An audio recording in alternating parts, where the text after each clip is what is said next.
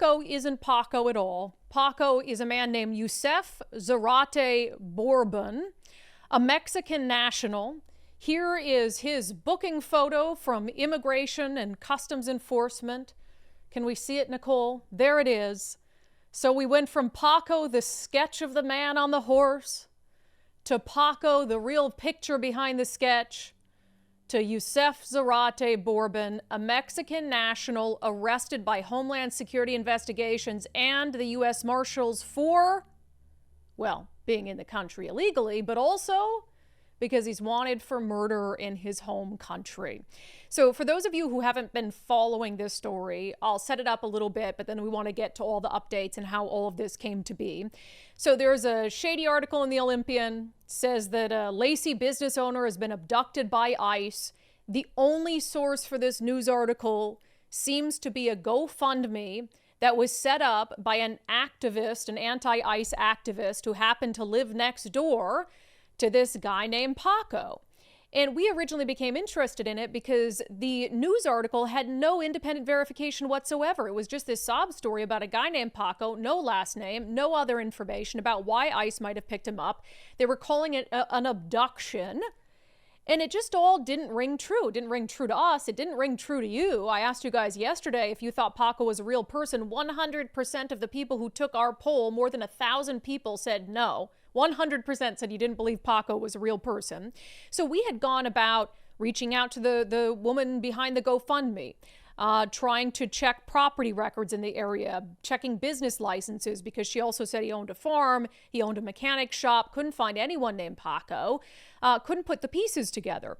So that's when a couple things happened late last night. I got a message from an unDivided subscriber who said, hey, I think I've ID'd Paco. And then at the same time, we got a message on our website from a basically a landlord down in the Olympia area who said, hey, I rented space to this guy Paco for a mechanic shop, but I didn't know him by the name Paco. I knew him by the name Yusef Zarate Bourbon. So that's all happening at the same time. And it turns out back on June 27th, Homeland Security investigations and the U.S. Marshals had actually put out a picture of this Yusef guy and said, we arrested this Mexican national who's wanted for murder in his own country for violating the conditions of his entry into the United States. But it wasn't until, if you can bring that picture back up, Nicole, it wasn't until you put the pictures side by side that you could tell it's the same guy. There's this giant mole on his chin. It's present in the picture that was used to create the AI sketch. And so it's like, okay, we got him. This is very obviously him. All the corroboration we were getting from the individual who rented him a business space to run his business out of, all put the pieces together. So here is what we have learned from Yusef Zarate Bourbon. Again, about Yusef Zarate Bourbon, 34 years old. He's a Mexican citizen. He entered the U.S. on a tourist visa.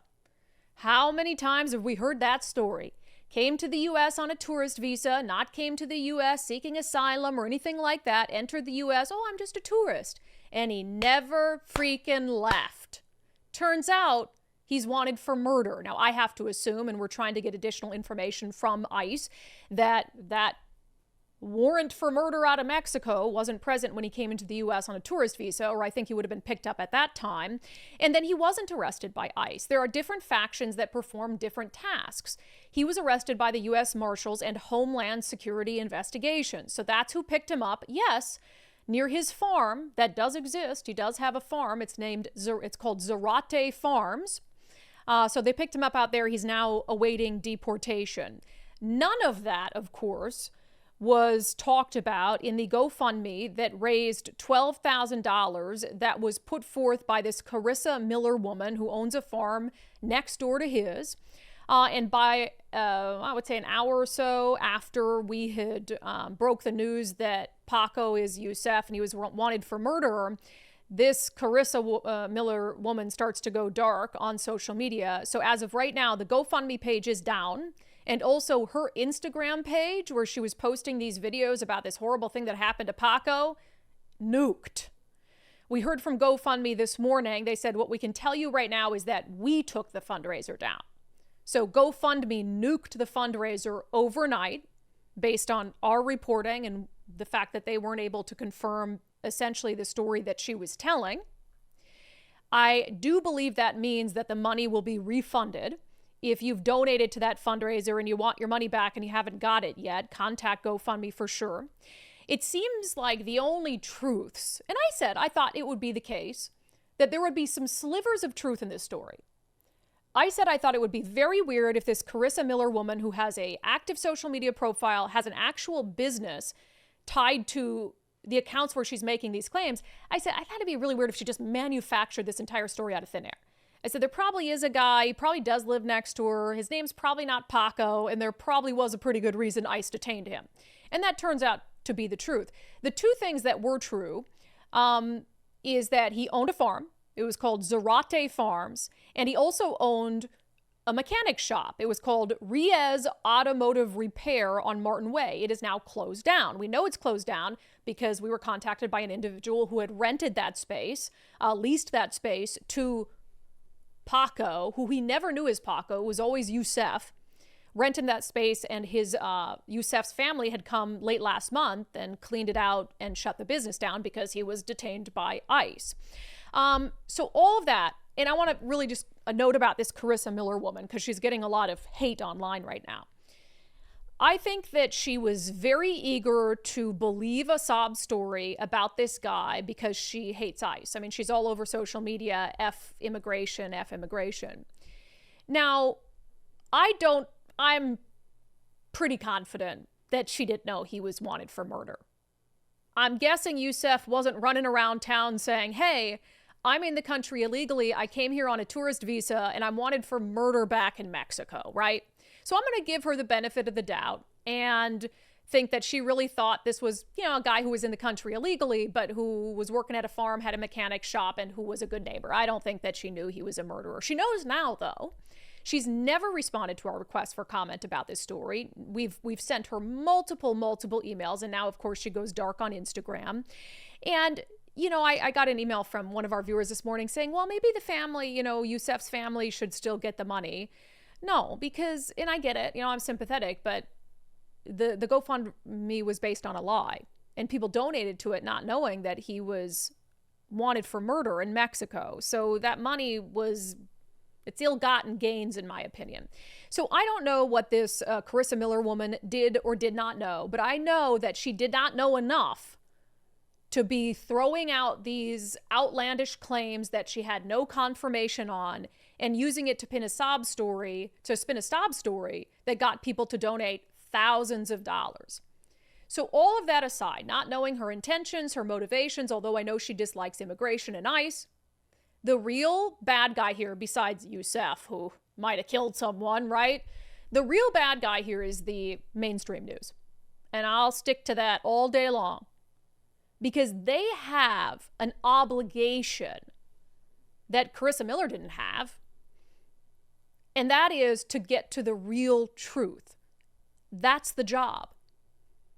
And as you guys know, we started this because we were frustrated that the Olympian ran a news story with the headline, Lacey business owner abducted by ICE, according to online fundraiser.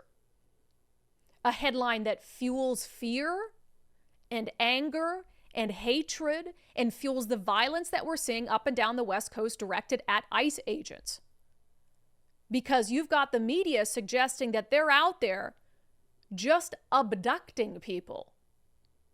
And not one fact pushed in the GoFundMe was ever independently verified by the Olympian. The entire story was based on the narrative pushed in the GoFundMe. So we have reached out now twice to the Olympian, to the reporter on this story, Rolf Boone, and to the editors of the Olympian. They have not gotten back to us once. We checked just before we came on. The story is still up. It has not been edited. No editorial note has been added to it. That is disturbing. They have now had 3 full days to do their own reporting, the reporting they should have done at the beginning of this, to make any sort of correction, or hell, just take the story down so it doesn't spread any further. And then when you're ready, post an update with nothing short of a full retraction and an apology is acceptable. Now, I know they're aware of this. How do I know that? Well, because we've had several viewers who reached out to the Olympian directly and to this reporter, and one of them said they got a response. Rolf Boone said, I'm on vacation, but I'll address the story on Monday. Not good enough. I get it, you're on vacation. There are other journalists at the Olympian and editors who can update this story. But here they are responding to readers, but they won't respond to our request for comment since Monday. So I told you I got an out-of-office response from the reporter a couple days ago when we first reached out. And so maybe I would say, well, maybe he's really out of the office. Like he's in Timbuk freaking too, and he doesn't know what's going on and nobody's at their computer. But now I know he's responding to other people. So he knows about this story, but the Olympian doesn't care enough to take it down. And why should I expect that they care enough to take it down? They didn't care enough to fact check anything before they put the freaking thing up. So wild. So the Paco debacle, see what we did there? The Paco debacle has, I think, come to an end for the most part. We now know it's not Paco. He's Youssef Zarate Bourbon. He's awaiting deportation because he came into the U.S. on a tourist visa, never left, and is wanted for murder in Mexico. And there is story after story after story being peddled by the legacy media with no criticality, just like this one. This is just one of many. But I'm glad that we could play a small part in our citizen sleuths. I love you guys. Gosh, you're good. Could play a small part in getting the GoFundMe taken down, in bringing the truth to light. Hopefully people who bought this story, hook, line, and sinker, including the journalists at the Olympian, will think twice the next time they're peddled a sob story where there isn't any independent verification.